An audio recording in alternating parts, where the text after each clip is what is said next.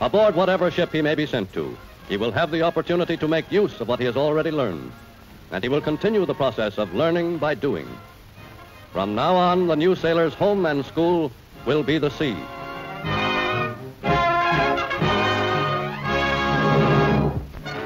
Since the days when the sailing ship gave way to the modern man of war, the Navy's need of specially trained and skilled men has been growing year by year. Until today, nearly every man in the service is a specialist in one field or another. Out of every class of recruits, there are some who, instead of going straight to sea, will first enter one of the Navy's service schools. These schools are designed to give such instruction to recruits as will make them more immediately useful at sea and give them the groundwork necessary for the lowest petty officer ratings. The Navy wants trained men. It wants to help those who want to get ahead, and it is always glad to give a higher rating and higher pay for men with special skills. To such men, the Navy offers a career in peacetime, as well as the opportunity to serve their country during war. To men who qualify, the Navy provides sound training in practically every trade. For those who study and work, there is always the opportunity to move up to higher grades, whether you go directly from the training station to service school or are sent to school after you've been at sea. You have been picked because your record has been good, and your petty officers believe you have definite aptitude for the work to be taken up. A great many of the men who have won success in the Navy owe it to the fact that they decided early in their careers in what work they wanted to specialize. Application and industry in any of the Navy's 60-odd fields of specialization cannot fail to win for the intelligent man early and rapid promotion to chief petty officer and often beyond. Every development in the science of warfare opens up new ratings for Navy specialists. The emergence of air power as a necessary adjunct to sea power alone created the need for a whole new class of experts, the aviation specialist. Like the Navy's other service schools, its aviation training courses offer great and varied opportunities, both in peace and in war.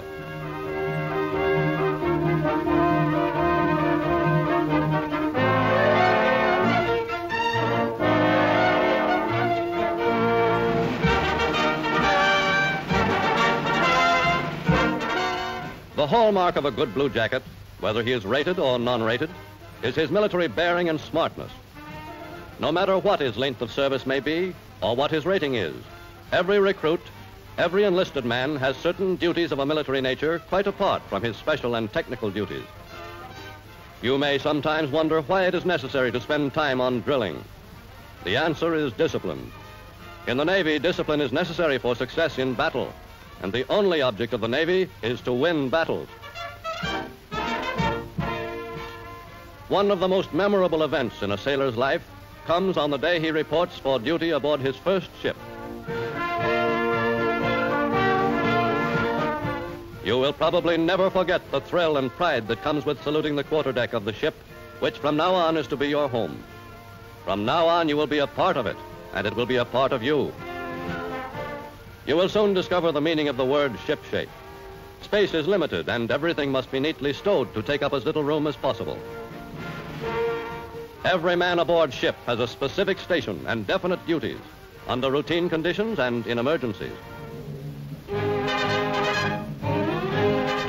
Officers who fly a 4-star flag are full admirals. Junior to them are the other flag officers, vice admirals and rear admirals.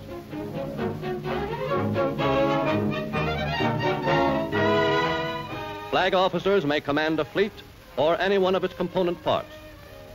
Under these, in turn, are the commanding officers of the individual ships. The line officer ordered to command a ship, regardless of his rank, is called captain. Aboard ship, the captain is supreme. The officer of the deck is the officer on watch in charge of the ship. He acts as the captain's representative, and all on board, except the executive officer, are subject to his orders. The line officer next in seniority to the captain is the executive officer. He is the ship's administrator, who coordinates the work of department heads and carries out the captain's policies. From the exec, the chain of command extends on down through department heads to division officers, chief petty officers, and petty officers. Every ship in the Navy follows a general routine which has been evolved from many years' experience. This routine may be modified or added to by the captain to suit special conditions. When provisions for the general mess or the ship's store are taken aboard, Navy regulations require that they be inspected by an officer of the Supply Corps for quantity and by a medical officer for quality. When fueling ship or taking aboard ammunition, the smoking lamp is out. That means no smoking for all hands. All unauthorized lights and fires must be extinguished while magazines are open and ammunition is on deck. Shells have distinctive colors or markings which indicate the type of shell and the kind of bursting charge. In airtight metal tanks are bags of smokeless powder. When a ship of the Navy gets underway, the routine must change. The officer of the deck moves up from the quarterdeck to stand his watch on the bridge. When underway in company with other ships, the ship of the senior officer present becomes the flagship and signals the formation, course, and speed.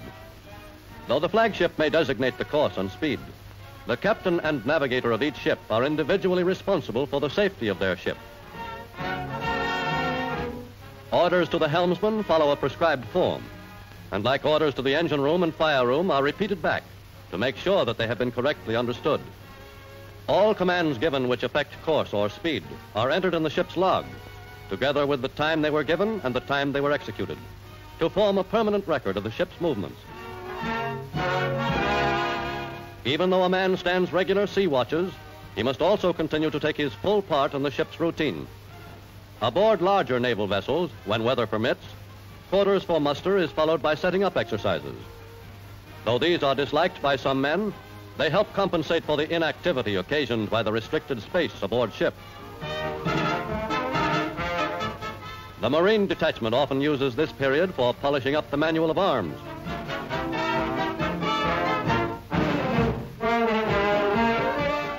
Under ordinary peacetime conditions, days at sea away from the busy port routine provide opportunities to catch up on the 1,001 odd jobs which must be done. Neatness and trimness in the smallest details are the mark of a smart ship and a good crew. The smartness of a ship is that intangible quality readily recognized, which is the sum total of the alertness, the efficiency, the attention to detail, and the self-respect of every officer and bluejacket aboard. Even the manner in which a ship transmits and receives its signals is generally an indication of the character of the ship itself and of its crew. A ship whose signal bridge functions with speed and accuracy is likely to be an efficient ship.